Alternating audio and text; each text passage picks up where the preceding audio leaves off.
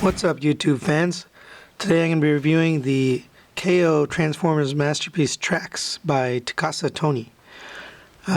This box is actually unique compared to the original, so I'm going to do a little comparison of the box, mainly because it's actually different.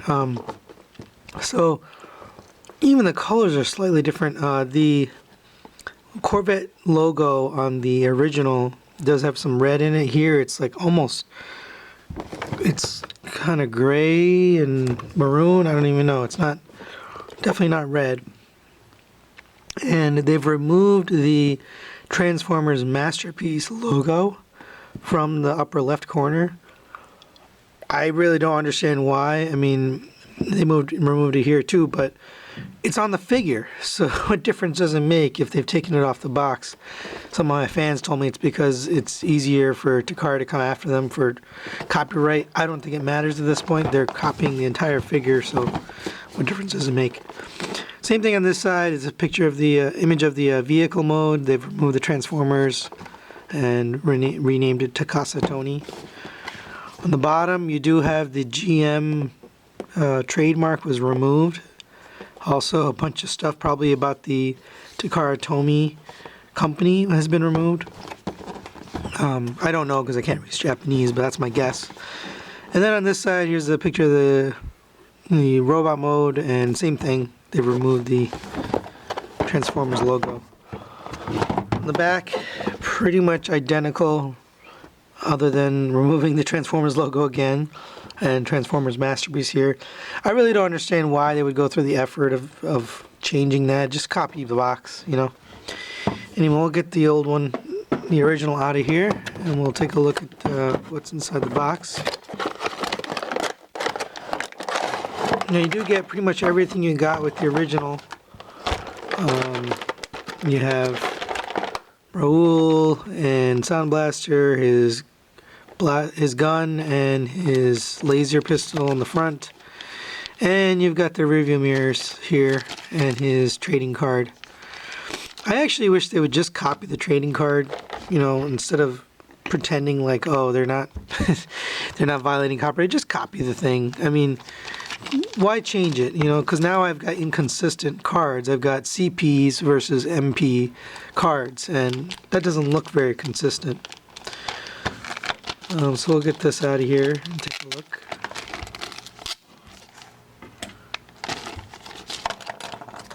So you get card, very, very thin piece of cardboard, and the image is pretty, not very sharp. I don't know if it's any better than the original or not, but it's not very sharp. We'll grab the original here.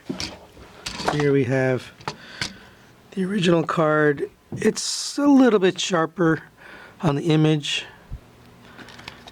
On the back, it looks about the same, but overall, it's pretty much the same. So not much difference there.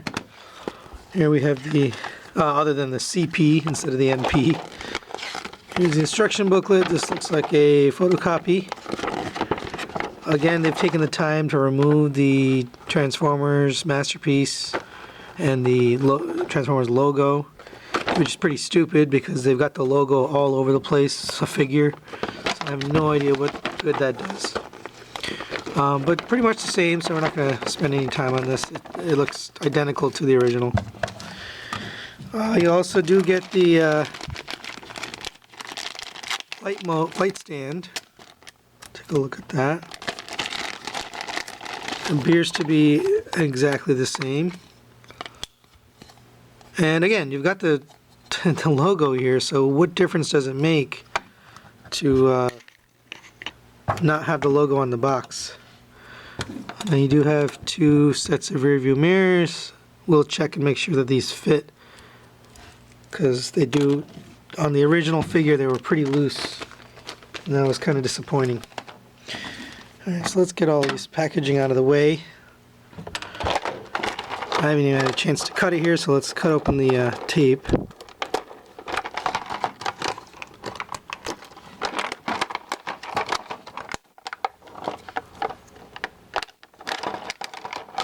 Now, it seems like they're also copying the mold for the actual plastic off of the tray. I mean, it's just a tray, but even that seems like it's an exact copy of the original. So we'll get this out of here. So here you have the KO Masterpiece Tracks figure, and it feels kind of greasy. No, it's weird. It looks good. Paint does look good. I do see a blemish here. There's a little bit of red paint. I don't know if that's extra or missing paint, but there is a red blemish there. But yeah, really nice looking, nice and sharp. I don't have the original in vehicle mode, but we do have the Masterpiece Road Rage in vehicle mode, so we'll get that out. So here we have Road Rage, and it is in flight mode, but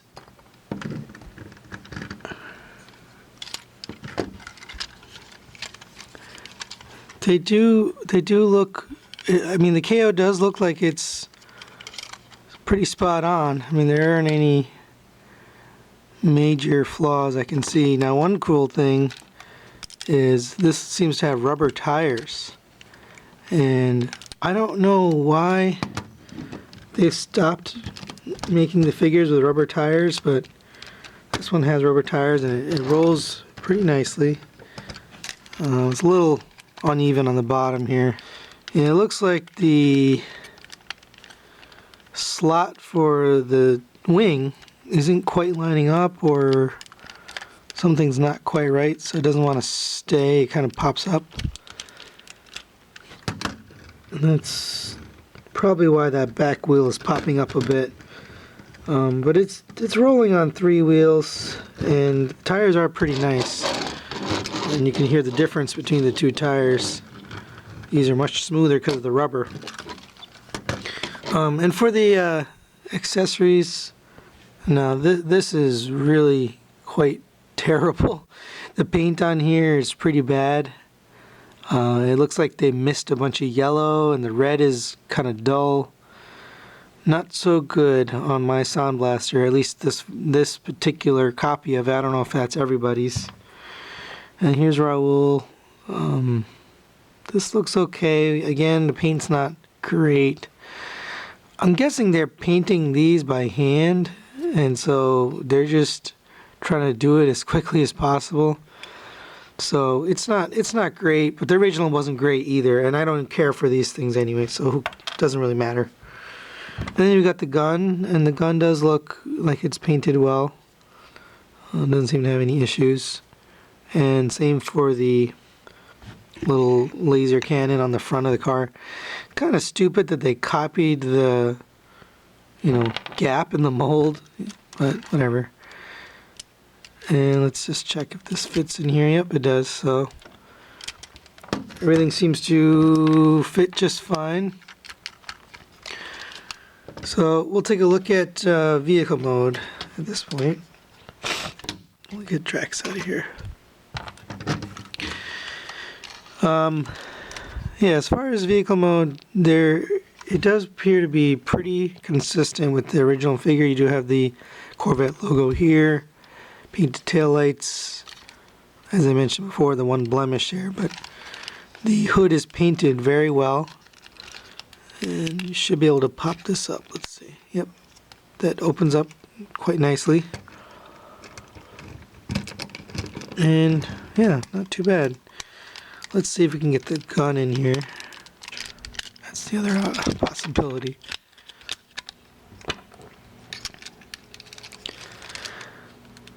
Oh, it does fit. It's just real snug. So you do have to kind of wedge it in there.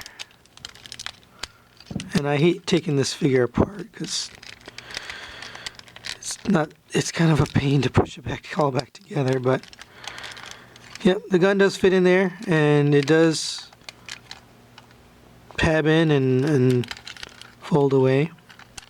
So that's good. I'm glad that fits. I am having some issues on the wings here, so let's get this into flight mode and take a look at that. This was a well-designed figure to be able to do 3 modes, the original figure. I always thought that was pretty cool that they were able to work that into this vehicle very nicely into the airplane mode. Oh, I forgot the wings here. You got to poke the wings out.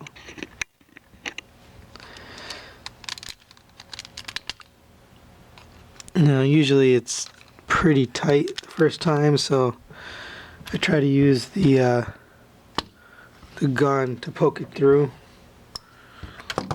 We'll just use a tool here.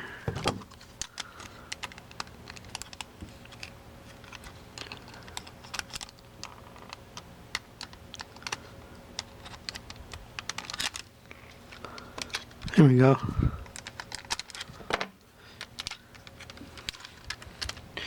Now I know the official transformation is to have these pointing down, but I like to have them pointing up. That like that, towards the front kind of thing. So there you have the flying mode, and it's pretty good quality. I'm surprised actually how good it is.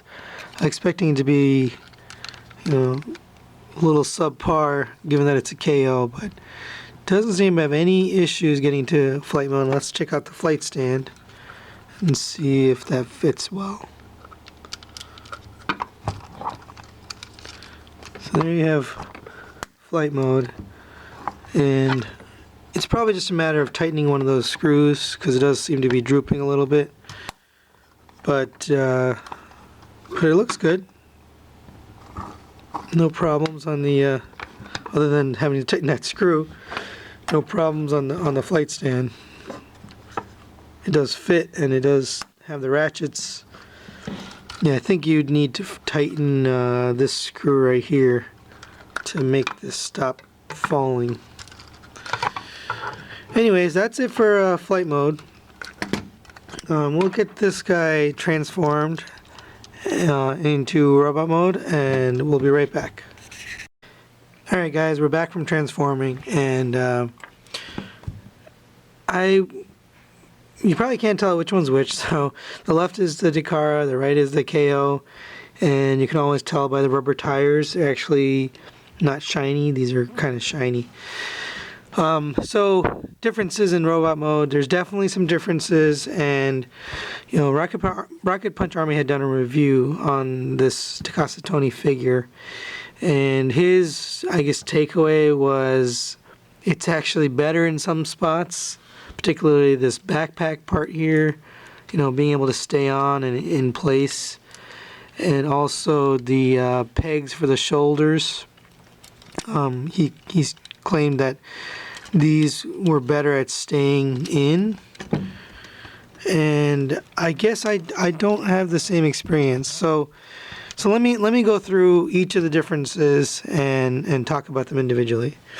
So first, let's talk about this backpack. You know, this has been a source of frustration and annoyance by fans, and this figure actually ended up in my #1 worst masterpiece figure for the year because of this. You know, it's got this loose kind of, you know, it doesn't really lock in place, and so when you're manipulating the figure, this backpack kind of pops out, or you know, it doesn't fit well. Well, on the KO, I don't seem to have any better luck. I mean, it does seem to rock. I mean, it's a little bit sturdier, but I can't say that they improved the mold. It just looks like the same mold. So from that aspect, I don't see an improvement.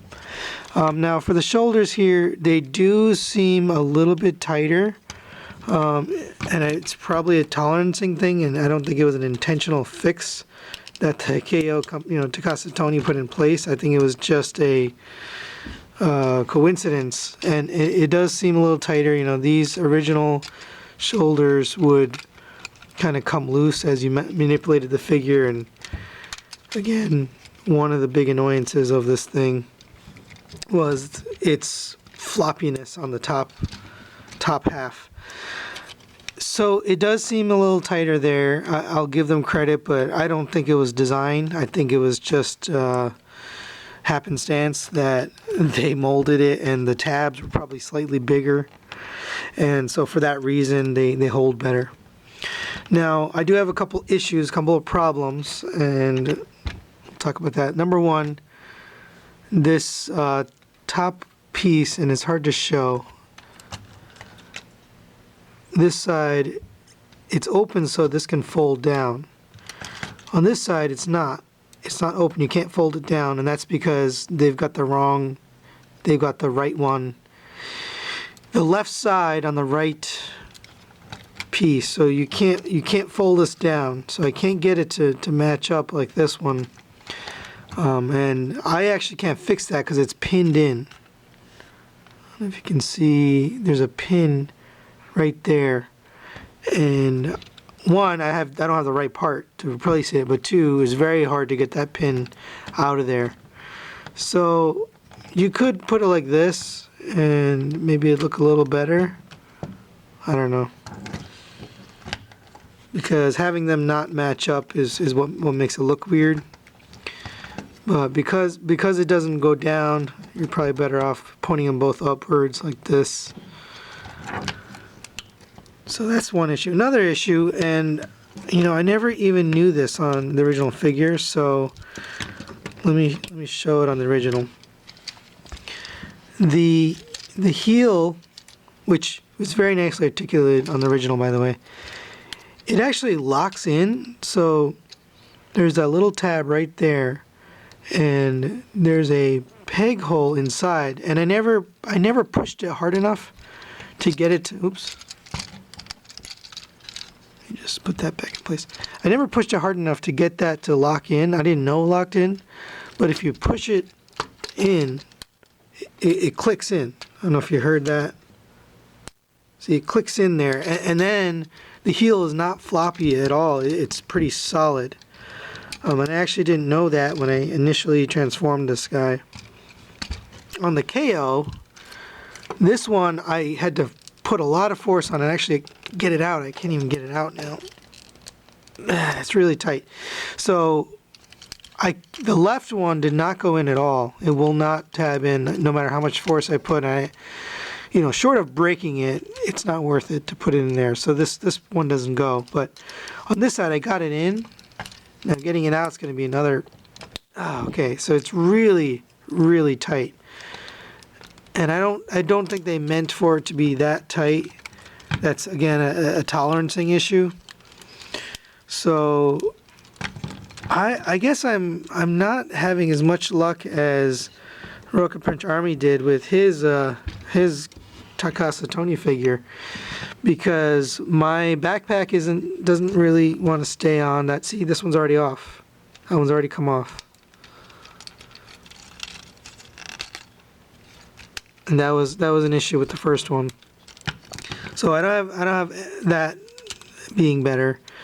These heels don't want to tab in because they're a little too tight. I wonder if I can get it if I push it really hard. I don't know. I pushed that as hard as I could, and it doesn't want to tab in. So short of breaking it, it looks like it doesn't tab in down there. The only thing I can see is an improvement are the rubber tires and the shoulder tabs, which appear to be slightly thicker, and which is why they're holding. But overall, I really don't see any improvement. So I guess I would have to disagree with Rocket Punch Army's evaluation that they fixed some of the tolerance issues. I think they were just kind of luck or maybe happenstance that he got one that it was fixed and I didn't. Now let's take a look at the faces. They are slightly different. I'm trying to get them close here. So the paint on the KO is not, it looks matte. It's not shiny, whereas the Takara one is a shinier paint. And my face it looks like the right, it's thin. It's not thicker or fat or anything. It looks correct to me. So I actually think the paint on the Takara is a little bit better in terms of the glossiness of the face. The eyes look about the same to me in person. I'm not sure about on camera, but in person they do look pretty much the same. Everywhere else on the figure, the paint is pretty similar. Doesn't seem to be any places where it's missing paint or anything like that. And even on the back, maybe slightly darker, but overall it's very close. It's very close. Nothing to write home about on the paint. So I guess given that this figure really, it doesn't seem to have any improvement other than the rubber tires for me. And although I like the rubber tires, if you kind of look up close, some of them are like they have blemishes on the edges of the tires. I don't know if that's coming on camera or not. Yeah, this is the worst one right here. I don't know if you can see that. The inside of the hub is kind of painted poorly, and then the tire itself looks like it got melted or just wasn't molded correctly. But on the Takara version, they're shiny and nice. I don't have that issue on any of the tires. So although they're rubber and some people like rubber, I actually, in this instance, I don't think it's better. I don't think the rubber tires are better than the plastic. Normally, I always like rubber tires. I'm in a climate in New York where my rubber tires don't seem to have tire rot or anything like that, rubber rot, whatever you call it. So I guess I would say they're not worth it in this instance. No, we didn't put these in. Let's take a look if they fit, or if they're any better fit than the original. I will have to take off the backpack here to check it out, but that's okay.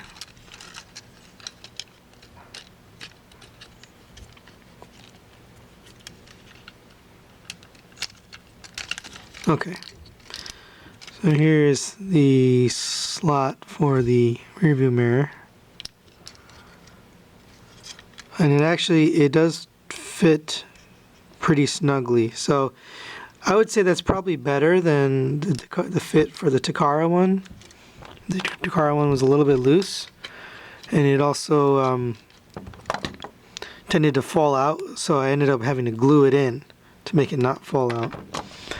Again, this is probably just a circumstance, that it is tight and fits. I don't think they redesigned or remolded anything to fix this problem. I think it's just by virtue of luck, their plastic is a little bit thicker, and so they tend to stay. So that is better. I will say that the tolerance on these are better, so they deserve some level of kudos for that. But other than that, I'm not seeing any major improvement or any difference. Now, obviously, the price is a huge difference, right? This guy is $30, $35. I think it was $35 on TF Direct or eBay or wherever you want to get it. And then, of course, on eBay, it's free shipping. I don't believe TF Direct is free shipping until you reach a certain dollar value. But for $35, I would say this is worth it. But if you have the original and you're looking to replace it with a KO that is of similar quality and similar transformation, I would say this isn't worth replacing your original. Mainly because they haven't fixed any of the issues, but also the tires aren't great, and these kind of things, when they've misassembled them, that I can't fix that. There's no way for me to go back to the retailer and say, hey, I need a different piece here. That's just not possible with these KOs. I'm not sure if TF Direct allows you to give in, trades or part replacements. Let's take a look at the gun. I forgot to mention that and see if it fits in the hand here. And just like the real figure, it is really, really tight. Okay, it does fit. It's just not, it's just very tight. It's just like the original. There you go.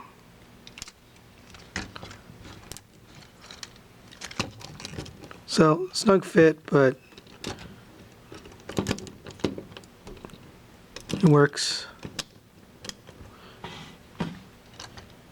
Now we'll just put this guy's gun in just for laughs to make sure it's the same. And it does look a little bit tighter on the KO. It looks like the plastic is a little more, I guess, thick. Why aren't you standing? There we go. Oh, that's why. Yeah, you gotta make sure you push these in. They kind of tab in on the sides. Yeah, there you go. So overall, a nice figure for $30. The KO, but I still prefer the original as far as some of the fitment. There's a couple places where the paint is not quite right on this guy. The tires being one of them, the wheels being one of them. And also this, the chance of getting misassembled parts, which there's really nothing you can do to fix that on the KO.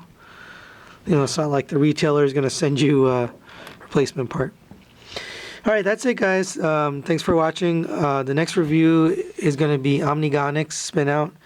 Now, I'm a little bit hesitant about this figure because there's been a lot of talk on the forums and a lot of retailers. I think it was The Chosen Prime and also Toy Dojo both gave $20 credit back on these figures. So I think people originally paid $89.99, and then they gave a $20 rebate or return to those customers.